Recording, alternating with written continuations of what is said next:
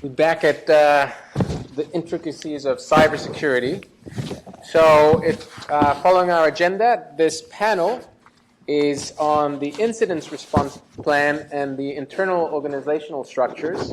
And we've assembled a very technical panel of chief security information officers that will try to dig into the technical aspects. And so it's probably going to be intense in that respect. Tim O'Neill is the Deputy Chief Information Security Officer of Blue Shield, California, and I won't go into the details of each of the bios just because you have it with you, and we want to maximize the time that we can talk on the content. Michael Duff is our Chief Information Security Officer here at Stanford University, and he will talk about issues that have been going on at Stanford University, even on the cybersecurity front, which is really interesting. And Sherry Ryan is the Chief Information Security Officer at Juniper Networks. So I think we have a remarkable panel to go through the details of cyber and also the incident response plans.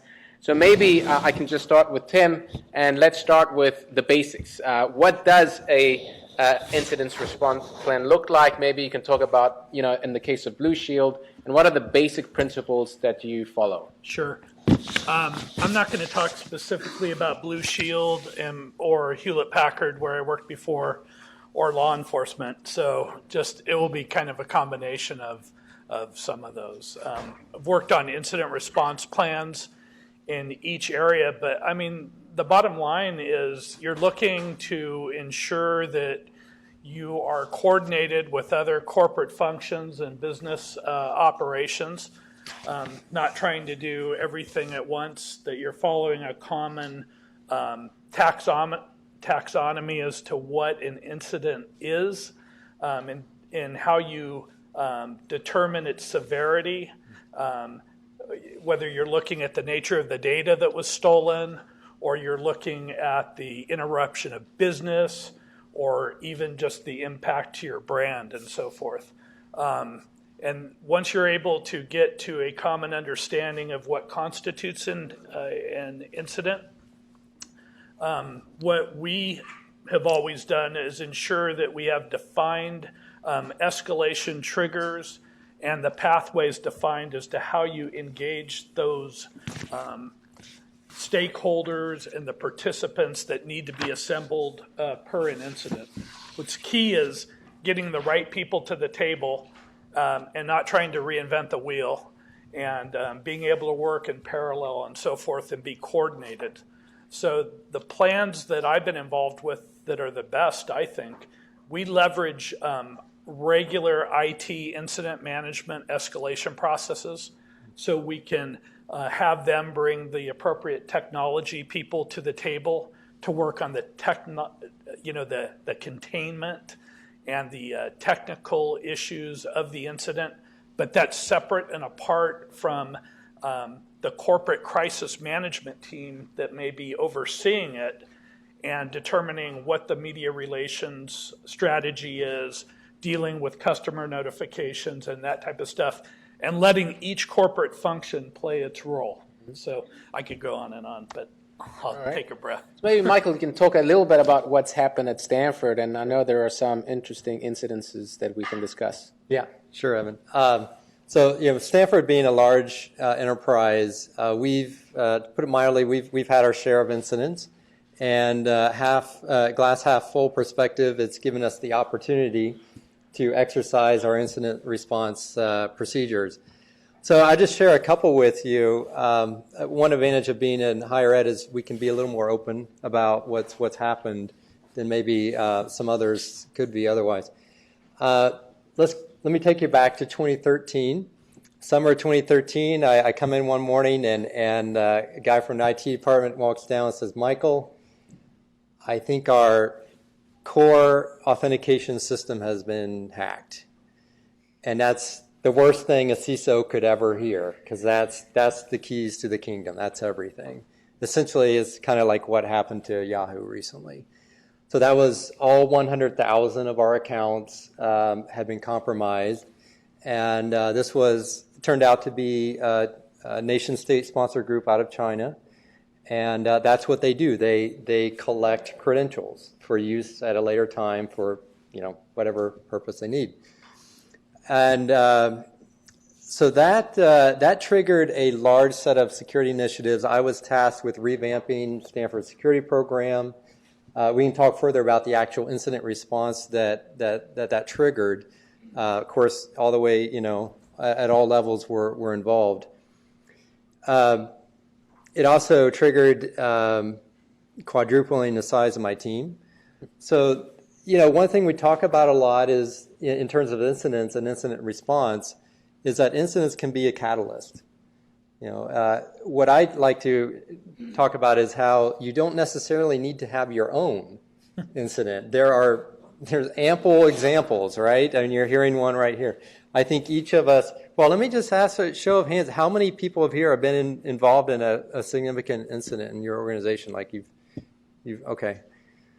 Okay, well, maybe you could talk to one of these folks and get some more examples to bring back, to your boards and talk through them. We thought that was about as bad as it could get until earlier this year, and we outdid ourselves. This one earlier this year actually involved a third party, and this third party is Equifax. They have a service called W2 Express. They handle our W2 forms for us.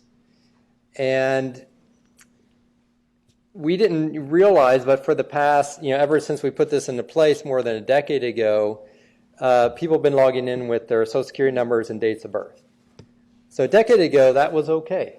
Social Security numbers were kind of hard to come by. They weren't readily available. Well, that's changed, especially in the last couple of years. About $4 will buy you a Social Security number and date of birth right now. So someone realized that they could log into our system, or this third-party system, type in the user's Social Security number, date of birth, and get their W-2 forms. And they did a great favor for them by filing their tax returns for them, and then they also collected the returns themselves. So that impacted about 1,000 employees at Stanford. Primarily faculty. We think that's because they may be at the higher end of the pay range. And the reason I say that was far worse, because the one I told you about originally, where it was our core system and all the passwords were potentially at risk, you don't necessarily feel that personally. This one, it affected people personally. It was their personal finance. I felt terrible about what happened. Just as you can imagine, this endless amount of time spent with the IRS trying to straighten all this out, state tax returns as well. So that's why I say that was probably our worst incident ever. And so, tying this back to incident response and the plan, I'll just mention, I know we'll talk about a little bit more, but the exercises are really important, as you heard from Tim. It's really important that you get, it's cross-functional, so we include the Office of General Counsel, University Communications, Privacy Department, IT, of course, my org, and others. And the number one thing that you need to exercise is the communications. More than anything, I would say that's the greatest challenge in incident response is the communications. At the beginning, it's this, fervor of fast emails and phone calls and meetings and so forth. And the more that you can think through that in advance and have a playbook, so you say, okay, we've reached this threshold, it's this severity, I need to inform board, I need to inform, and so on. And here's how I do that. That's really key. I think I'll stop there, and I think we can talk some more about how to exercise that. Sherry, you've been involved in this role in Juniper, but also many other companies like HP and Safeway and Levi Strauss. Maybe you can tell us how it has evolved and what's happening today, and how do you see the evolution of the role that you have in corporations, and maybe also with the board of directors, which many of people here are interested about. Well, the role has evolved, especially with regard to incident response, because if you think back, not that long ago, we weren't really the extended, enterprises that we are today, with the network reaches into other companies and them into us, or our data being in clouds, in multiple clouds. And that really changes incident response when you're dealing in today's world where your data isn't contained within your network anymore as it was, just as your W-2 data was at Equifax, right? So, the big change, I think, came around that and the need to include those partners in it and to think through it and to really do a lot of that incident response thought up front. Think about your contracts for the cloud businesses and your SLAs. Who's responsible for what? When do they have to tell you that they've had an incident, their proactive notification to you? And what are you going to be allowed to do in the event of an incident? So that's just as different as night and day from, a few years ago when the data resided within our network. We could collect the logs and run network traps and do the things that we needed to do to figure out what had happened. In a cloud scenario, that's not necessarily true because they're worried about protecting the privacy of their other customers.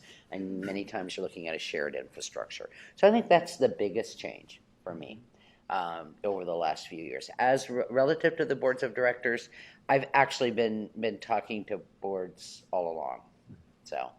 I'm talking more frequently now, and at their request more than at mine than a few years ago. So maybe you can describe the team and how do you form a team of incident response, and maybe how. I'm sure there's at least one person who's connected to the C-suite and the board, and maybe you can talk about that reporting relationship. So within the team, I always have an incident response lead within IT, and I am one of those CISOs who believes that I can get more done and be more effective from within IT than from outside of IT, so I've always reported within IT, except for a short period of time when I was in the finance organization and then came back to IT. So you typically, as Tim mentioned, come up and integrate with your corporate crisis team. And that corporate crisis team will usually have the general counsel on it, and other key corporate communications or public relations, other key members like that. And so the engagement is usually in that model, where we're engaging corporate crisis team with a certain level of incidents when they've reached a certain severity, where their impact will become public or is public or may interrupt business operations. And those are also things you want to think about in advance. When you look at what your severity level is for incidents in your plan, but also think about what's your priority in responding to an incident. Do you want to minimize impact to customers as the company Tim works for? I know that when I was there, that was their number one goal, was thinking about the impact to their members. Do you want to stay off the front page, as some companies do? Do you want to minimize impact to your operations? What are your priorities in responding to the incident? Are you trying to avoid, as regulator or minimize regulator scrutiny or auditor scrutiny?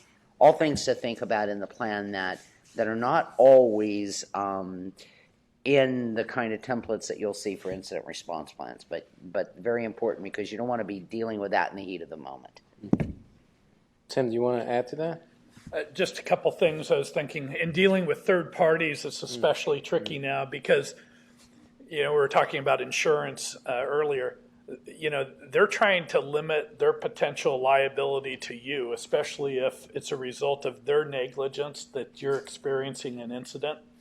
And you're going to have to share data with or notify your customers and have regulatory things. So it's kind of a dicey situation. I agree with what was said about having the right contractual language in there so you have the access to data. I get involved in negotiating a lot of the contracts, and a lot of the vendors don't want to agree initially. Well, they don't want to agree ever, but they end up doing so, to really timely notification. And what I always press when I discuss with them is, like when I was in law enforcement, that initial 24 hours when the incident occurs is sometimes where some of the most critical decisions are made, because you're making a decision. Usually, maybe you've had a customer or law enforcement come to your company and say, we know that you're under attack, and the attack is ongoing, and a lot of times they will want you to participate to let the attack go in a controlled manner, especially in an extortion attempt, or if data's been stolen and they really want to get to those attackers because maybe the attackers also stole, classified information and so forth. And it's like, when I've talked with the others, it's we want a seat at the table. We are a stakeholder in that, and we don't want to know, 72 hours later. And the other thing that they like to do is try to limit you that it is a confirmed incident. Mm-hmm. And then I've seen this too, and it's like an incident happens, they learn that there's a vulnerability in one of their internet-facing sites. Therefore, a remote attacker had the ability to get to the site and get to your customer's data, and then they decide to hire an outside forensic company and report to you 3 months later when it's confirmed. So they want to strike, you have to notify us of a material incident, whether you're confirmed that it occurred or you suspect that it occurred. So, and then the other thing with the incident response plans and board members, what I've seen is board members now asking or being invited, but definitely participating in the crisis scenarios. Mm-hmm. And in every company I've been in, the crisis management team have picked cybersecurity scenarios. So it's... That's positive. Yeah, it's great. I mean, you have and there hasn't been a problem getting support to do the things that are necessary. And the other key thing about the incident response plans is that you do a postmortem, with those incidents, even the ones, that don't turn out to be catastrophic, and you're taking advantage of those learning opportunities and putting them back into play. And then lastly, the thing I think where things are changing, it's kind of getting back to in the days when we were getting hit by all the worms, self-replicating worms. The importance of what you were saying of having plans that you can execute, like you can drop a remote location or you can disconnect yourself from the internet. Because when that 0-day self-replicating worm happens, and not only does it get onto your system, but then it encrypts it as well. We need to be able to, to save the business, to be able to limit the damage as soon as possible. And, as those things converge, these cyber attackers, they're getting paid routinely now by victims, in the ransomware. I think we're going to talk about that later. So how do you adequate your plans for the different types of attacks? So state-sponsored or, criminals. How do you relate with government and what's the process that you have in place for those cases? Yeah, I forgot. Evan, that's the advantage of keeping your plan up to date. As you see new incidents come in, this is something we do at Stanford all the time. Ransomware is a recent one, so we made sure that we have an item in our plan with respect to ransomware. Are we going to pay or not? How is that decision made? What in the postmortem, how do we inform and make people aware of how to mitigate against ransomware? Backups. That's the only real way. So it's really just that's a living document. Your incident response plan should never be finished.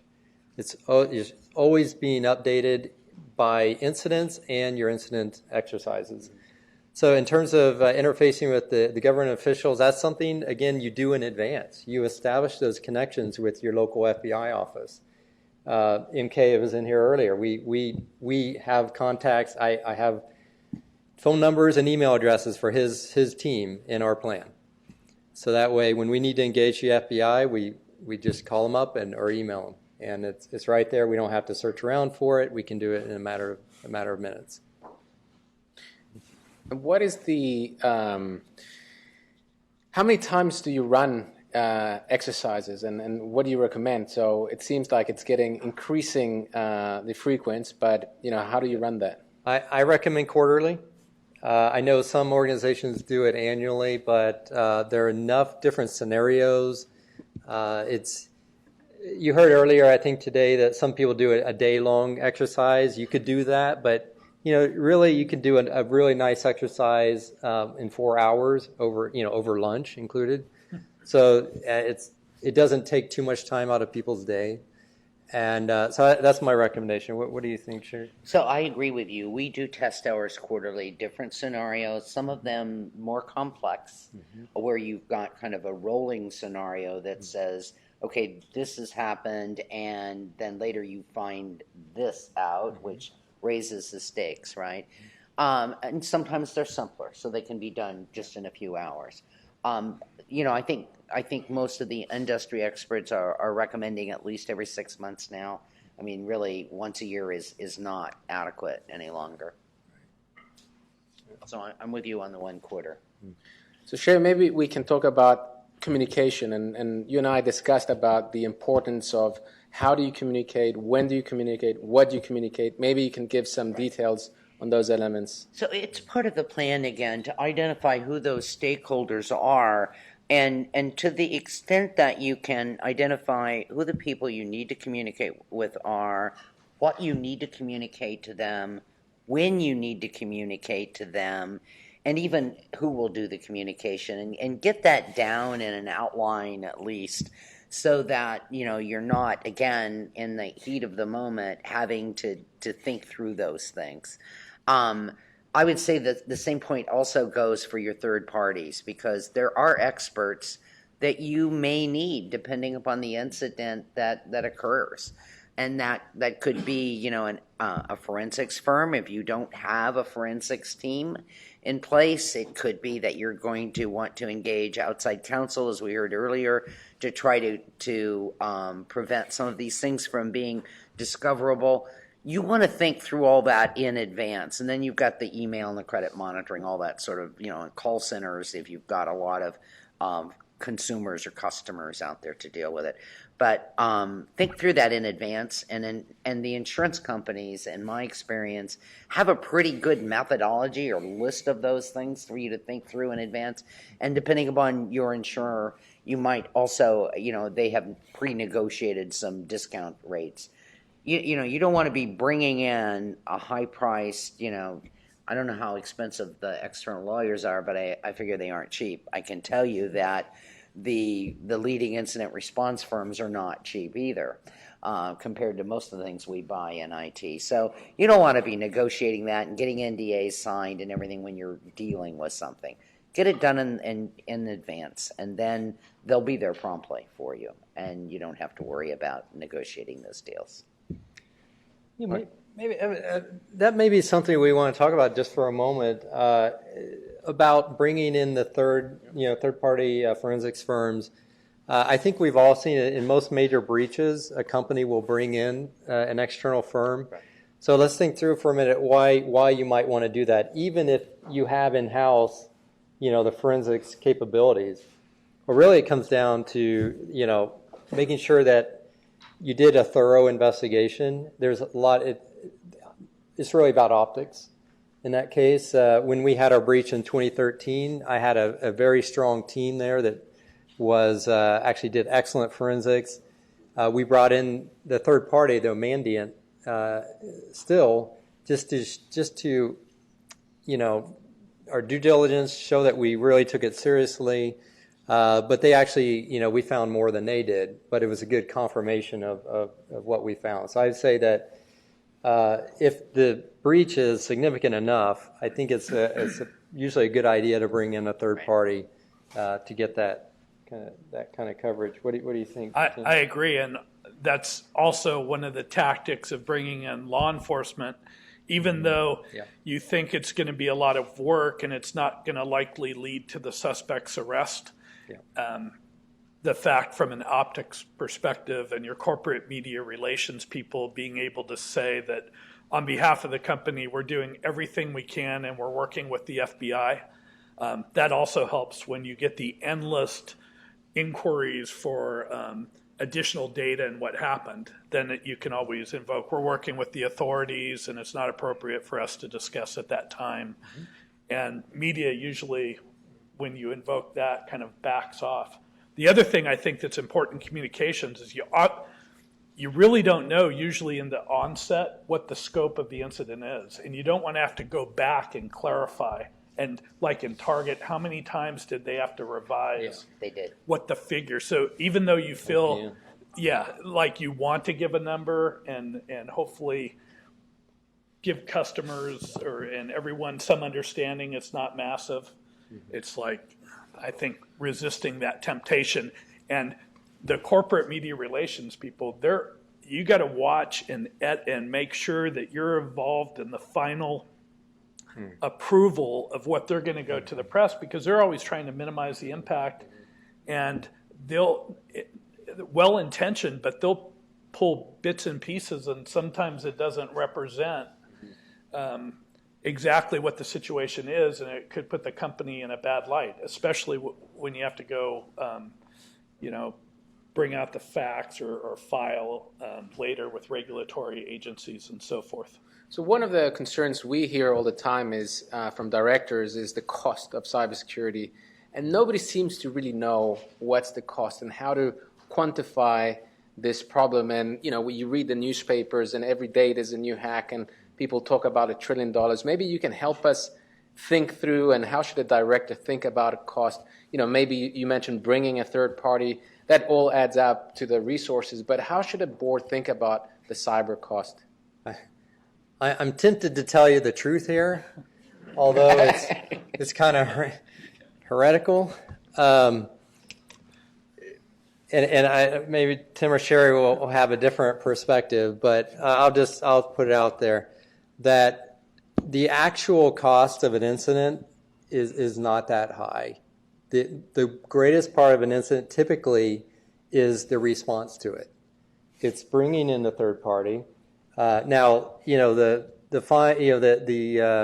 breach notification, that can add up. That's a significant cost as well. But in the grand scheme of things, the cost of the incident doesn't. We talk about the stock price hits that people take, but typically you see a drop in the first few days or something, and it rebounds right back. There's only a few situations where it can really tank a company. Maybe it's a new company, they don't have much reputation built up, and that sinks their reputation. I think it's really dependent on the nature of the business. If you're an e-commerce vendor, and you're offline, but like in healthcare, they say that if you experience a breach that involves disclosure of your members' medical information, you can expect about 6% loss of membership. Mm-hmm. That's a big deal, and members are hard to come by, and you don't want to lose them. The other thing is the cyber insurance. We have like 4 million members, so if we have to even just notify them and send them a letter, that's like $2 million right there. Yep. A lot of the cyber insurance, just like you were saying, the limits, based on the deductibles and the limits and the cost, sometimes it's paying for just the notification and extension of credit monitoring and that type of stuff. And when you get into those extended losses, again, it's dependent on the incident as well. If you're like Sony and they came through and, got rid of all your data and you have to recreate it and all of that. But I'll just pick up on that. $2 million may sound like a lot, but Stanford receives about $1 billion in gifts a year. So for us, that's the real risk. That if there were a major breach that impacted our donors and their impression of Stanford, and even if we lost 10% of that, that would dwarf any other kind of impact. Now, I think we're in a very interesting time right now, and it'll be interesting to see how it plays out, because we may be about to witness the greatest impact of a cyber incident ever by a long shot, and that's Yahoo. So if it turns out that they are acquired for $1 billion less than they were originally because of that incident, that dwarfs any other kind of cyber incident impact we've ever seen. $1 billion But that's a very of the interesting shareholder value just went poof. Yeah. What do you think? So the real cost, though, is the class action suits, as Michelle mentioned this morning. So I've seen some of them in the healthcare arena that go to the hundreds of millions and low billions, actually, in the if they that were filed, and if they got everything they were asking for, right, it would be horrible. And of course, that hasn't happened that I'm aware of. The other thing in my space that I worry about is reputation. We're a security vendor. You heard it this morning. 1 year later, somebody's bringing up something that happened to us a year ago. Will they never forget it? Right? It's your reputation, and that's priceless to a company. Yeah. So maybe we want to start opening up to the audience. I want to also have you participate and have the benefit of having 3 CISOs sitting here. So please, if you have any questions, in the back.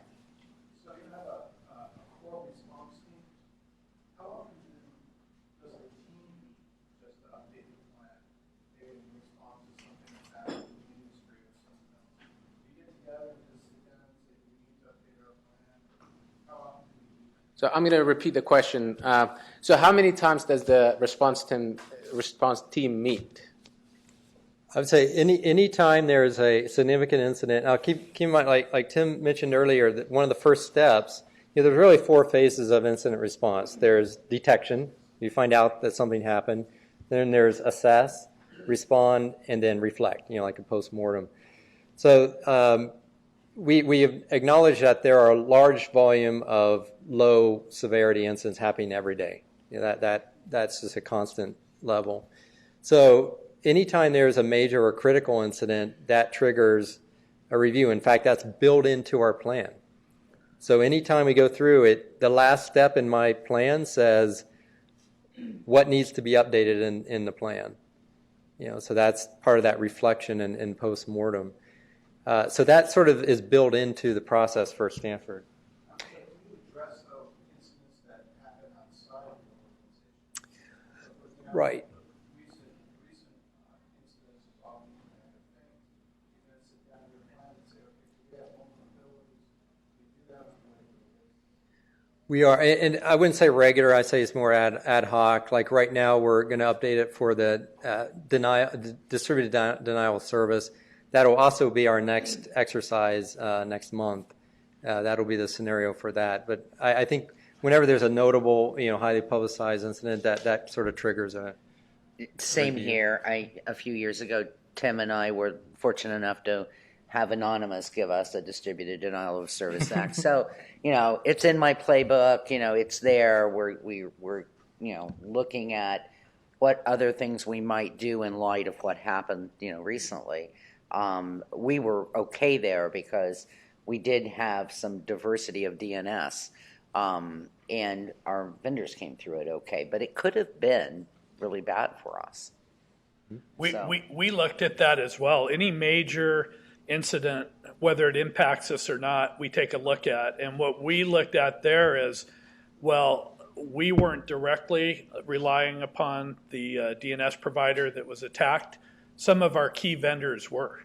So one of the things that we did during that is we ended up just relying upon hard-coded IP to IP and took DNS out of the picture for business-to-business connectivity. And what we're going to do is now we're looking at direct. We already know our direct dependencies with vendors, but we're going to look at the indirect dependencies we have with key vendors because, like Sherry was saying, we don't. The interruption to customers getting approval for medical care and being able to access their medical information, we want them to be able to access that all the time. So it's driven just as if we were largely directly impacted, which we weren't. We're doing it the same. And the other thing that we constantly update is down at the incident response team level. It's the same thing. The incident responders, the cyber defense team members, they work off playbooks and use cases. and they're constant. Those are living documents which are constantly updated and so forth. So how big are these teams, by the way? So how many people include in your teams? So I have an incident response lead, and that person is paired with his peer, who is the director of digital forensics and the manager over the security operations center, so that I always have continuity of leadership. The incident response lead is, the one who's usually leading them, but on a weekend, one of the others will pick up and take leadership if something happens. So it should be transparent, and they meet every morning for a morning call. That's quick to talk about it, their team. So I think there are 5 people in the security operations team. We also have a managed security services provider that's doing some of that security operations work. Digital forensics team, I think, is up to about 6 now. All right, they do e-discovery as well, which of course keeps them busy. Maybe it's smaller than that, but it's in that 5 range. Yeah. So total, those are the 3 teams that really deal with these things. Other people get pulled in as needed. Mm-hmm. Michael, at Stanford? Yeah, it's about the same. It's essentially it's the lead. It's the who happens to be the chief privacy officer, is the one who leads the incidents, at least those involving regulated data. And then it's essentially myself and representative from the main IT groups, OGC, UCOM, and like 6 people. Yeah, but we very quickly expand out. That's just the core team that would find out essentially immediately. And you expand out to where? To other internal or outside help? Depends on the scenario, but typically, depending on the severity, it would start to go up. So, I would report. It would quickly get reported to the president, provost, and some of the other senior leadership, schools, and so forth, and then the board as well. So, yeah. But you would pull in SMEs, perhaps out of networking. Absolutely. Yeah. Bring in somebody from legal, somebody from communications, as we said, and pull in different people as the incident more is known about it. Yep. Tim, in your organization?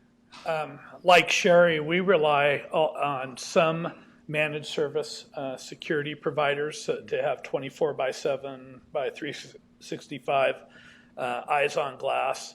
But we also have a 24/7, 365 internal team. And we're focused on threat intelligence, just monitoring the things that are relevant to us based on the platforms we have deployed and the services we use. And then we have a cyber defense team that they're basically focused on using our tools to defend the company, implement blocks as necessary, doing containment actions, and then incident response as well. So that's how we're structured. Okay. Yeah, there's a question in the back. I want to follow up on a question the same gentleman asked this morning, which was, while there's no legal standard for what's reasonable care, what do you all treat as your benchmark in terms of deciding what protections you companies need, what vendors you choose, and how often you beauty contest them, or whatever phrase you use for it? So in my case, we're a defense industrial base company, and so there are federal standards that we need to come into compliance with, right? And so we use those. We also use our internal, external auditors.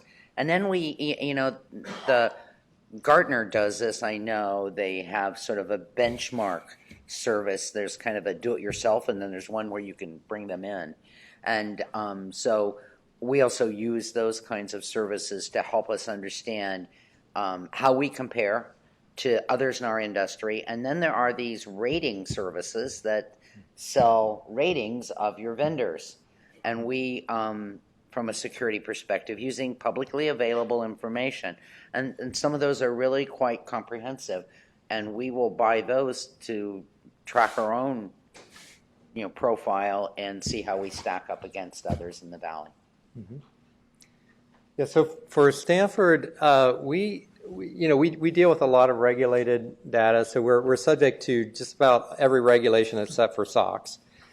And but we needed to come up with a set of standards that wasn't this thick, right? I mean, there's plenty of standards out there. You've probably heard of NIST 800-53. There's the PCI standard. There's an ISO 27002 standard. They're all fairly thick. And I kept getting the question from the folks at Stanford saying, hey, Michael, just tell us our top 10 things we need to do. So we looked through all those standards, and we distilled down to roughly 10. I'm holding this up here. This is our standards card. Wow. We came up with, for the endpoints, there's only about 5 of those. Servers, about 10. Applications, about 10. And they're tiered based on risk level. So we have a low risk, moderate risk, and high risk. And take a look at these later on. And that's been very effective. It's very well received, and it's just the thought that there's just several things we want people to do. Now, the California AG just recently came out and said the standard for California, well, the one that she recommended is the what used to be known as the SANS Top 20, Right. and now it's the Center for Internet Security, Top 20, and that's what she cited as an example of a reasonable security, and ours pretty closely matched that. So there's plenty of standards to choose from, and if you look at this later, you'll see the very one at the very bottom that basically says if you're dealing with high regulated data, you have to abide by that standard, whatever it is, and there are no shortcuts. But other than that, these are our standards. Tim, do you follow? Yeah, we're, like you, HIPAA, really mandates doing risk assessment. Mm-hmm. And then based on your risk assessment, you have to be able to demonstrate and be prepared. If you have an incident, no matter whether it's a third party of yours or not, which was talked about earlier, they're going to come after you and say, we think if your third party has a problem, that reflects on your ability to manage that third party in your program, and expect that they will ask for that document, and you to be able to explain your risk assessment, provide the actual risk assessment to them, and they will subpoena or require you to provide your plans that go with that. So we work with risk management. We've also adopted a cybersecurity framework. We feel like instead of trying to defend our own, one NIST and something is something that we can look at. That's the approach that we take. When we do the HIPAA risk assessment, though, it gives us the opportunity to take into account all these compensating controls that we have, and some of the things you're just looking like specifically at endpoints or a server or what the standard is for the server, but we're able to then look more at the totality of circumstances, and we feel like we'd be able to better defend what we're doing. I know there's been discussion in our company and others about the maintenance of a written information security plan, not to be confused with what Massachusetts requires. I guess Massachusetts requires the plan, and you'll hear the WISP referred to as a plan or a program at the end, but having that and maintaining it as something that you are doing and constantly updating and always moving the ball forward has been discussed as something to be done as well. Michael, at some point you mentioned that Stanford created an incident response plan that you could make public. I don't know what, if that's possible, and maybe we could send it along to participants, and maybe you can describe it a little bit, what exercise you went through. Sure. Yeah, and this is that living document that I was talking about. It's continually updated, but I thought we could take out a couple little parts of it and share it with her if you feel that would be helpful. I'm not claiming it's the best IR plan out there, but at least it gives you something to look at and say, okay, we've done this already. We're in good shape. Ours is better. Whatever. I'm happy to share it out. And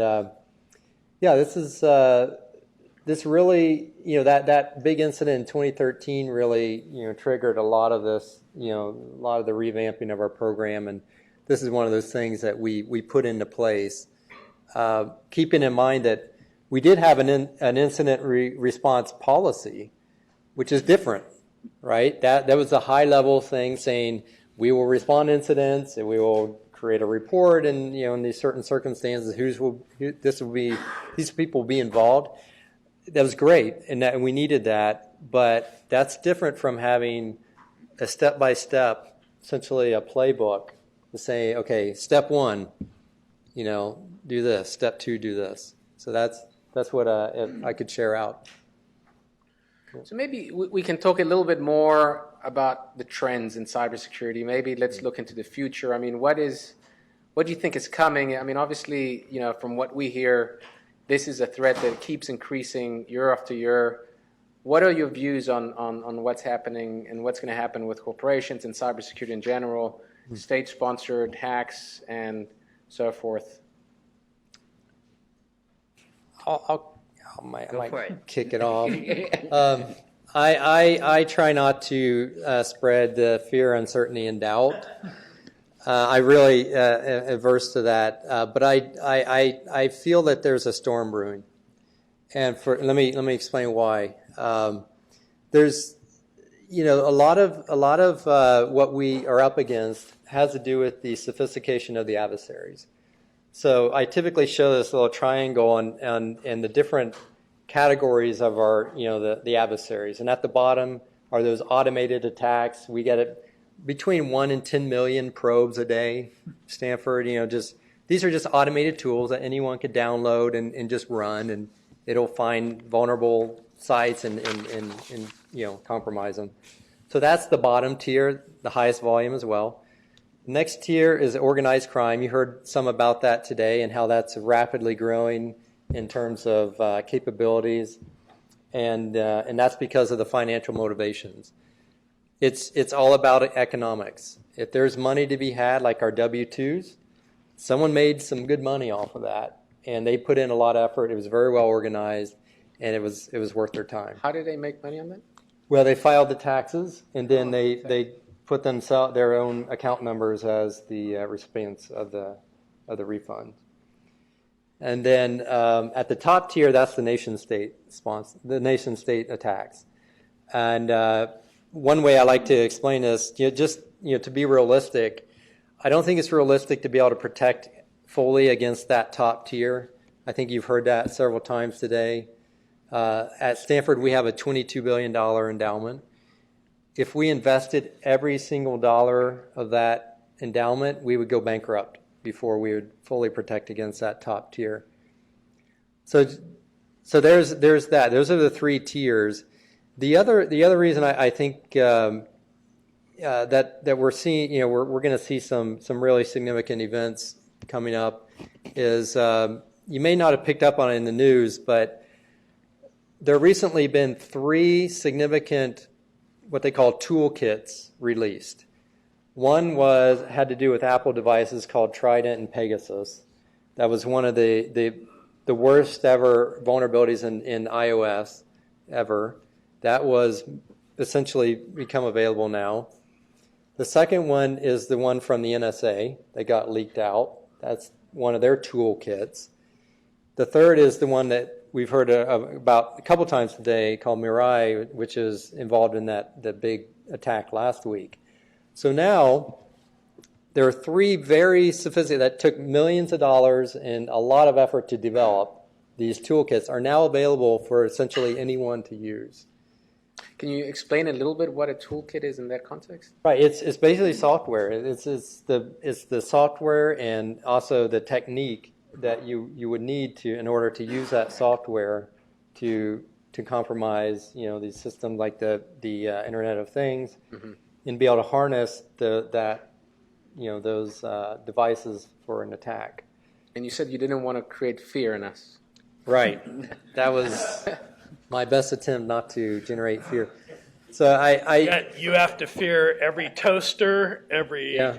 refrigerator, every thing that can be launched against you. I mean, it's reality. I mean, we've seen what they estimate. I think they only leveraged maybe 10% of the devices to cause that massive of interruption, and it's the amount of traffic that they're able to generate is just unprecedented to be able to withstand. It's like, you really. We're also seeing the attack surface, as you said, increase because of the Internet of Things. But our companies are all going through digital transformation, or if they're not, they will be soon. And when you're doing business entirely digitally, you're a much bigger target than you were before. Though it's absolutely the right thing to do, just like moving to the cloud is the right thing to do, but it certainly adds complexity and challenge to our jobs as well. Yeah.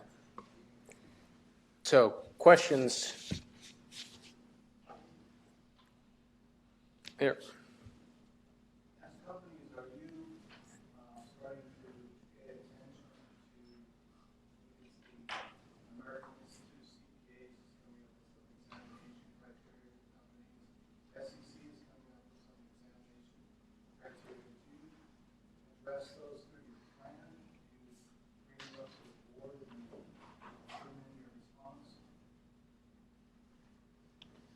So in my case, we haven't yet, but we're aware of them and we intend to, because we focus a lot on SOX. SOX is, I sometimes say we're obsessed about SOX because we will focus on those, but we have not yet, no. Have you commented on them, on the draft proposals? I have not. I have on many of the NIST things, that come up, because, again, we're a defense industrial base and subject to those. I have I'm just going to take a slight take on it, that I'm a believer. There's a big debate about compliance versus security and how sometimes those aren't necessarily aligned, and you'll hear a lot of complaints from information security professionals that all they do all day is compliance, and I feel that as well sometimes. But I do think there's a correlation, and so these kind of standards that are being proposed and the compliance regulations that we all have to deal with, I do feel that those have been a good driver, and they're driving us in the right direction. They may not be perfect, but honestly, if it weren't for some of these systems wouldn't be protected. And if there weren't consequences for breaches, companies might not be as compelled to implement these extensive security mechanisms. Well, compliance does make it easier for me to get funding. When Yes. I go in and say, That works too. if we're going to continue to sell to the federal, clients, we have to comply with this. It makes it a lot easier, right? Because then you can actually look at what the trade-off is, right? The revenue from that business versus the cost of coming into compliance. That's a good point. So they're helpful to us. So what would be the one or two recommendations that you have for the audience in terms of incident response plans and what they can take away as practical advice from your experience and what works and what doesn't? Maybe, Tim, we can start with you. Yeah, I guess from a practical advice standpoint is as part of your plan, make sure that you have planned for out-of-band communications and you're not relying on your own internal infrastructure of phone numbers, email, and so forth as a means to communicate, or your web conferencing or whatever you do. So you need to be able, if you have a business interruption related crisis, to be able to meet and communicate. That would be one piece of practical advice I've learned the hard way. That's a good point. Yeah. I thought you were going to go with the not trusting your internal communications. I've had a big debate over that I feel that's a little too paranoid sometimes. But the advice that I would get, and this is something we learned recently in one of our exercises. First, one piece of advice on exercises. as you heard me say earlier, communications, exercising that part is really critical. So if you do an exercise, I'm not sure how to work in this afternoon's exercise, but get a big room and split up the different groups, into separate areas of the room. Right. That will force them to simulate the exercise. And you can tell them, hey, pretend you're in your offices, and you have to email each other, you have to use the other communication mechanisms.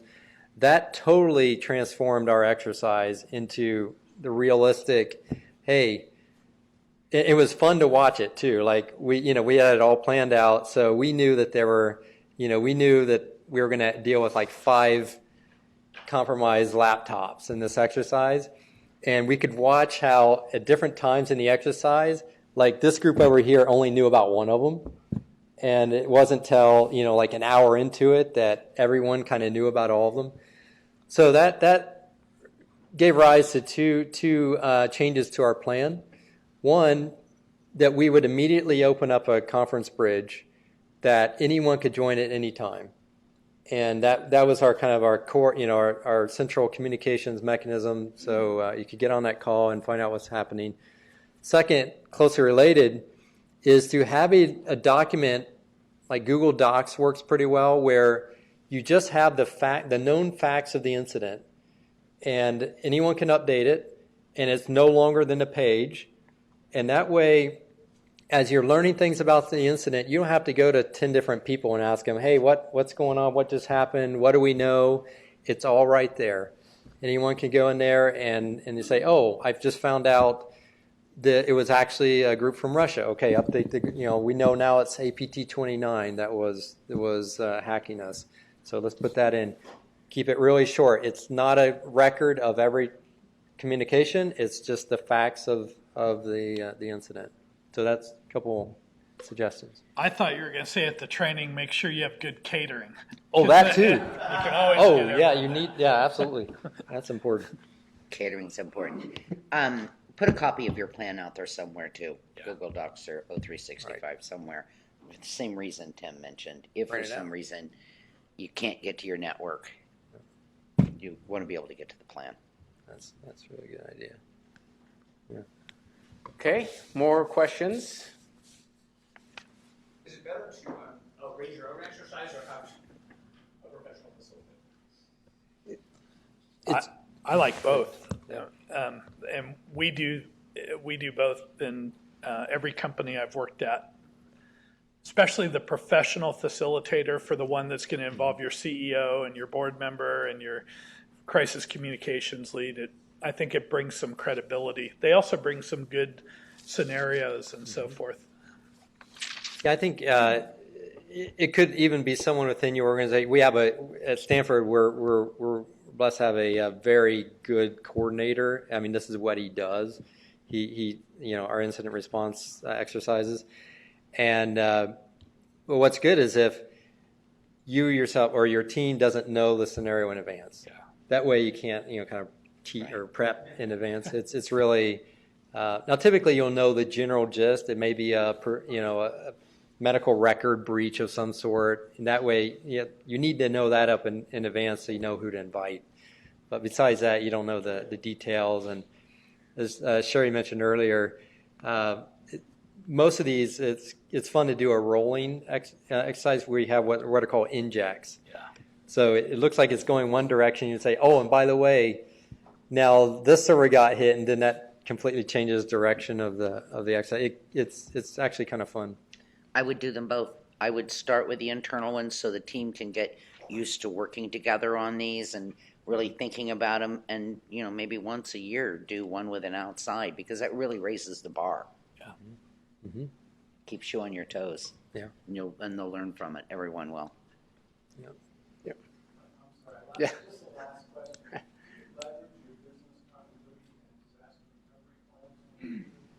Absolutely. Yeah. Well, and that's a good point. That's another way that our plan has been evolving is as we now are adopting what we refer to as a cloud first strategy. One reason we did that is because our data center and our backup data center both sit on major earthquake faults.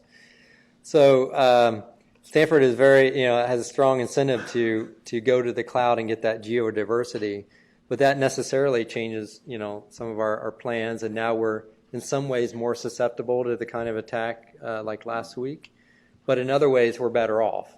Our availability should be higher, and we've transferred some of the risk to managing those systems to other organizations like Google with their 750-person security team.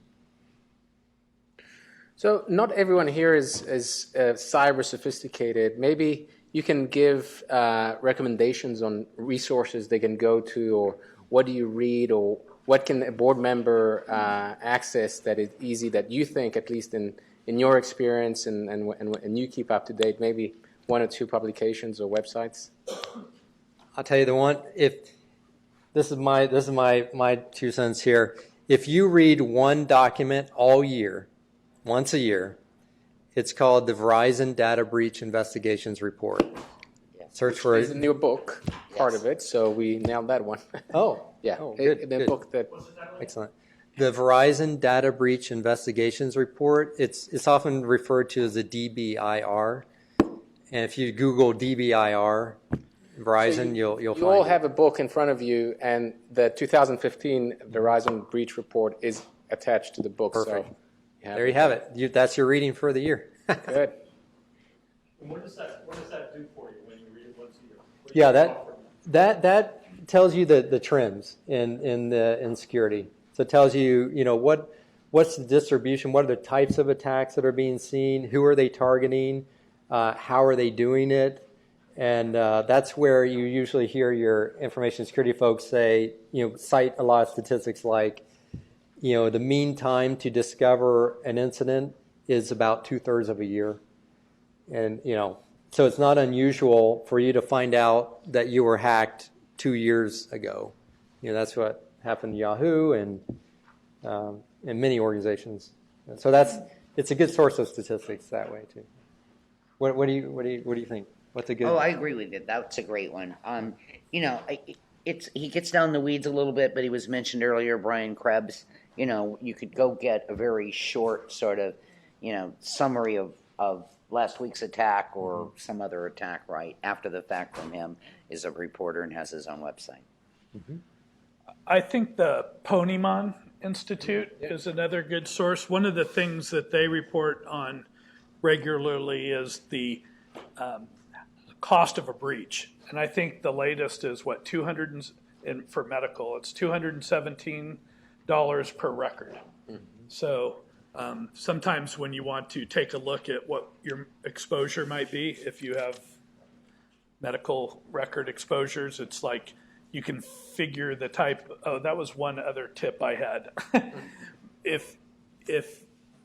When you're estimating the number of records from employees, like how many employees you have, what your exposure might be if their data is compromised, you really need to multiply that number, because in the companies I've been in, whether it's members or whether it's employees or whatever, it's sometimes like a third more, even more than that, because of the information that they have on ex-employees or merger and acquisition lists and that type of stuff, or in a health insurance company where you're dealing with other members and providing care, so you're temporarily holding other people's data and so forth. So it's very conservative if you're just looking at like what your employee count is or your number of customers, that type of stuff.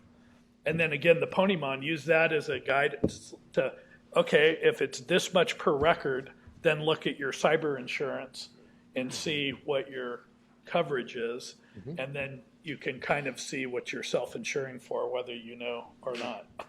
So one of the recommendations of Joe Grunfist, and he wrote a paper on this here at the law school, is to boards to get a cyber advisor, which is an expert that comes to the board directly to report on cybersecurity. What do you think of this trend? In part, it's driven because so few directors have cyber expertise, according to Joe's research, under 3%, and that's probably a high number. So do you think this is something that's going to happen over time, and you see boards getting a cyber advisor, for this kind of issues? I don't think it could hurt. I don't think it could hurt. I sort of view myself as the board's cyber advisor, and we're at, being here in Silicon Valley, we're our board is very well versed in cybersecurity. So when I talk to them, I don't need to explain a whole lot. I think they get it. I don't think it could hurt. I've never, I think if your CISO is worried about that, then it may tell you something. But I've never been shy to welcome external views and advice on security at Stanford. We have quite a bit of governance here. So I don't know.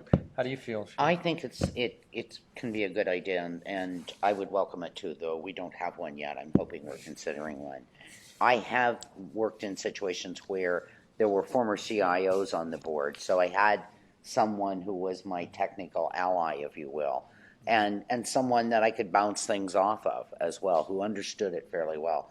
On my current board, we have a couple of ex-CIOs, but then we have many people who this doesn't come natural to, and so I think it could be helpful. We're actually working to see what we might do to better educate them. So taking the idea from this, from today, and figuring out what we could do to educate our board overall on cybersecurity. Not just talk to them about what we're doing and what are our issues, but help bring up their level of understanding across the board. Yeah. Jim? We have Leon Panetta on our board, so we're good. He kind of knows what's going on in the space. I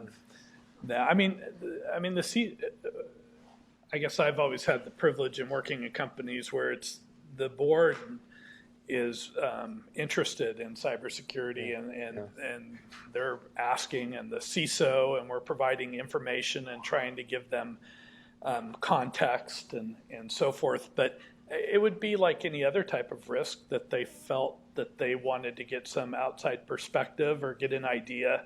I was reading through some of the material that you provided here, and I think there was questions that a board member should be asked. Right. Those should be asked of the CISO, and if you don't know, or if you don't have confidence that the CISO is giving you that perspective, and maybe you don't have the right CISO. Exactly. That's what I thought too. Yeah. Yeah, and I think we're seeing that this is cybersecurity has been it's become such an important topic. Stanford has a very mature enterprise risk management program. It's the ERM risks are discussed at every single board meeting as well as every cabinet meeting, and information security, for better or worse, is at the top. And so that I think I would suspect that that's pretty becoming the norm now across the ERM programs, that cybersecurity is called out as one of the top risks and is discussed on a regular basis. Jeff, you got the last question, I think. Yes, you've recommended, or materials recommends that if there's after a breach, you've got technical response, legal response, public relations, customers. There should be one person leading the team, coordinating the overall enterprise response. And for organizations, who is the leader of that response team? And do you have any recommendations for us? In our case, it is the leader of the corporate crisis team, and that comes up to the general counsel's office. So it's not the general counsel? No, it's someone who reports to him. And as I think back in other companies, it's either the CEO or a member of the CEO staff, typically. So for Stanford, it's the chief privacy officer has that role, and I should note that is not the same person as the incident communications manager. So typically, you want someone who's really designated to, take care of all the communications. That really is a separate role, and it's good to have that, a separate person for that. Yeah, in companies I've worked in, it's been I'm trying to think of the position, what the title was, Vice President of Risk Management, I think, was one time. that facilitates it. But the CEOs there, in the crisis scenarios I've been at, they always require some level of the CEO that has to provide some direction on a very tough decision. So at the crisis management level, it's that. If it doesn't rise to that level, if it's more IT related, it's the CIO and where I've been. Okay, I think we are done. Thank you very much for talking to this panel.